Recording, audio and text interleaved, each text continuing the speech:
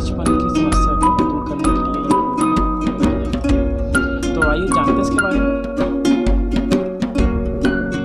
यह जो दवा है दो दवा के कॉम्बिनेशन से तैयार की जाती है। इसका जो पहला है आस्टोजेनेथिन है, इसमें जो कि 16 mg मिला हुआ है। जो नेक्स्ट है वो है कोएंजाइम Q10 जो कि 100 mg में मिला हुआ है। यह जो दवा है एक विटामिन जैसे पदार्थ की तरह कार्य करती है, जो कि अधिकांश कोशिकाओं में मौजूद होती है। यह जो है एक प्रकार का एंटीऑक्सीडेंट भी है। और यह जो दवा है मुख्य रूप से पुरुषों में बांझपन की समस्या को दूर करने के लिए या फिर शुक्राणुओं की संख्या अगर कम हो गई है तो उसको सुधार करने के लिए ये उपयोग में लाई जाती है। और जान लेते हैं इसके बारे में। अब इसमें जो ड्रग है उसके बारे में जान लेते हैं। ये ड्रग क्या कार्य करती है जान लेते हैं। इसमें जो पहली ड्रग है वो है आस्टोजेनेथिन। ये जो है वीर को गाढ़ा करने का काम करती है और वीर की गुणवत्ता भी बढ़ाने का ये काम करती है। तो ये आस्टोजेनेथिन के बारे में हो गया। अब जानते हैं जो नेक्स्ट ड्रग है कोएंजाइम Q10 के बारे में जान लेते हैं। यह जो है एक प्रकार का शक्तिशाली एंटीऑक्सीडेंट है, जो कि पुरुषों में शुक्राणुओं की संख्या या गुणवत्ता सुधारने का काम करता है। तो ये हो गया ड्रग के बारे में। अब इसके कार्य के बारे में जान लेते हैं। ये दवा कार्य कैसे करती है।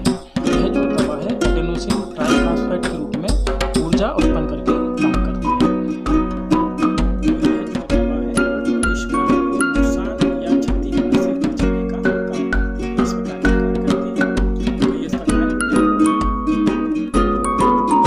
स्पर्म काउंट के बारे में जान लेते हैं।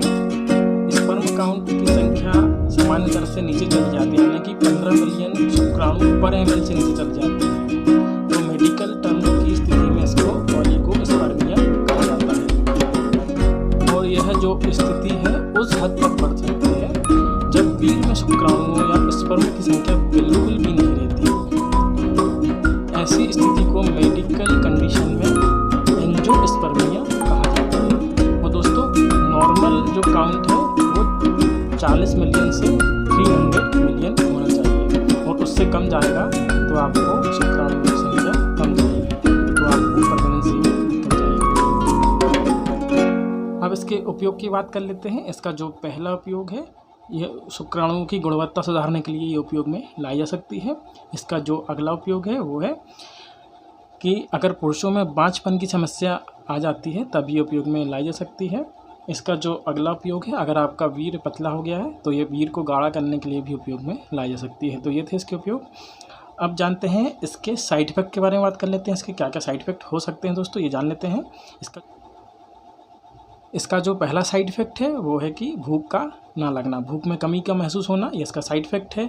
या फिर पेट में दर्द का होना, ये भी इसका साइड इफ़ेक्ट है।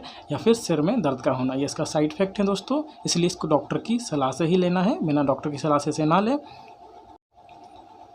अब इसके डोज के बारे में बात कर लेते हैं। इसका जो डोज़ है वो लेना कैसे है ये जान लेते हैं। इसका जो डोज़ है दोस्तों, दिन में एक बार एक गोली या दिन में 2 बार भी ले सकते हैं आप, सुबह शाम। डॉक्टर की सलाह से लेना है। अगर ज़्यादा दिक्कत है तो सुबह शाम लेना है, अगर नॉर्मल है तो एक बार दिन में 1 बार लेना है।